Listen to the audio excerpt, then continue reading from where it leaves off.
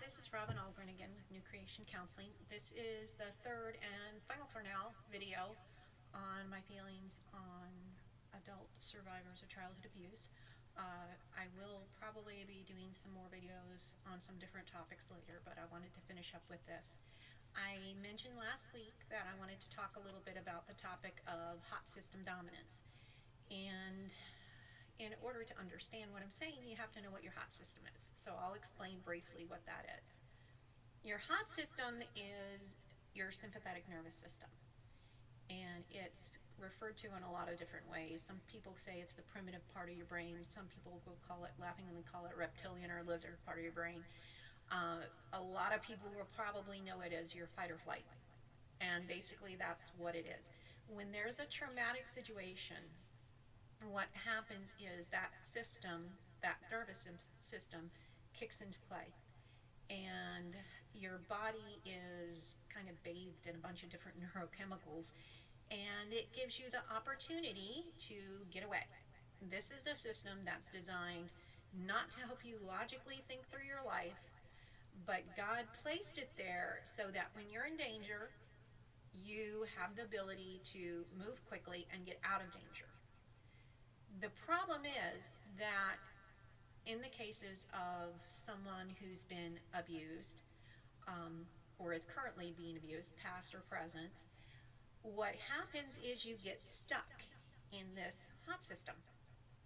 And a person who is functioning as being hot system dominant is going to be angry, irritable, not able to really function cognitively as well as they should. There's a whole list of other problems that come up when you're stuck in this hot system dominant mode. You're really not capable of coping with life in the way that you would like to. So my first suggestion when I talk to people who are survivors of abuse or who are in an abusive situation, those chemicals, when they come into your body, they generally take like 72 hours to exit. If there's a single traumatic event, then it takes 72 hours after that for those chemicals to leave your body.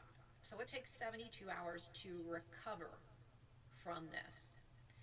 The problem is somebody who is stuck in hot system dominance, what's happened is you're hypersensitive. You're in an environment that's chaotic and that's threatening, and you spend your life looking around every corner trying to figure out where the next threat is going to come from, because you know it's going to come from somewhere. So you're functioning in this hypervigilant mode. And what happens is you get a little teaspoon of this neurochemical here, another little teaspoon of the neurochemical here, another teaspoon of it here. And what happens is that your body winds up having as much of these chemicals in it as somebody else who has a single traumatic episode.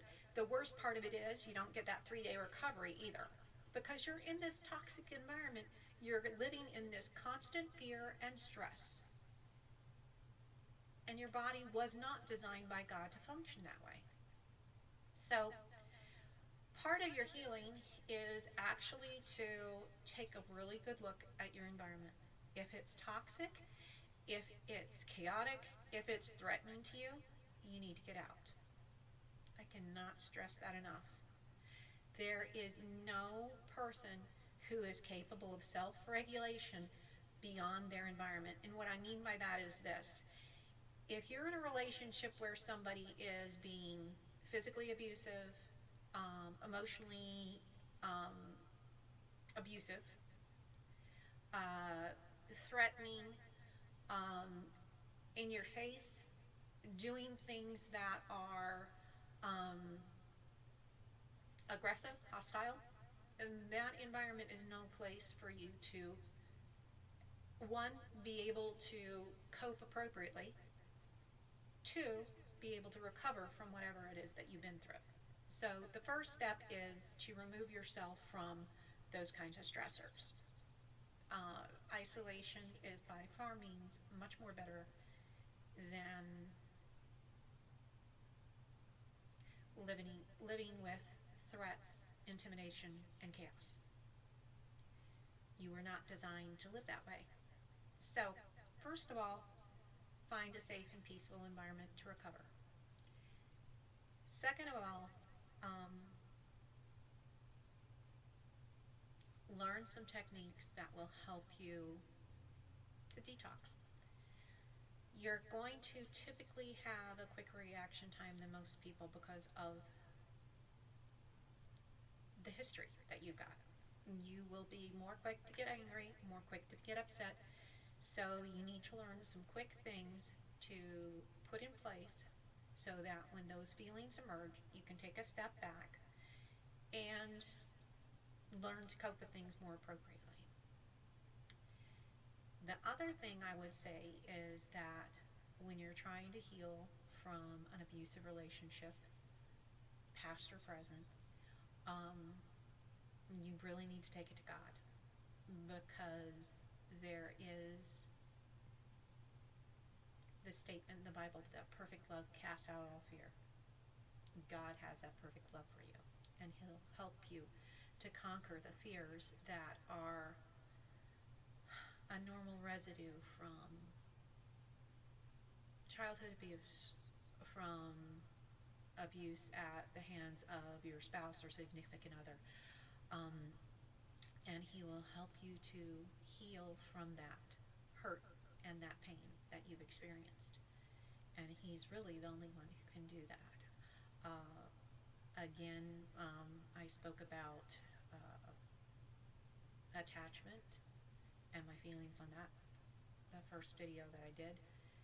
And I really do feel like the more we can place ourselves in God's hands, the more we understand that He's our Father, He's our protector, He takes care of us, and put our focus on developing a relationship with Him rather than on ourselves, on our wounds, on our trials, we eventually walk out of the forest and into the light, and we see what a wonderful God we have and what a wonderful life we can actually have. I hope this has been a little helpful to you today, and I will be doing some other videos on down the line. If you have any questions or would like to set up an appointment, please feel free to give me a call. Have a very blessed Monday.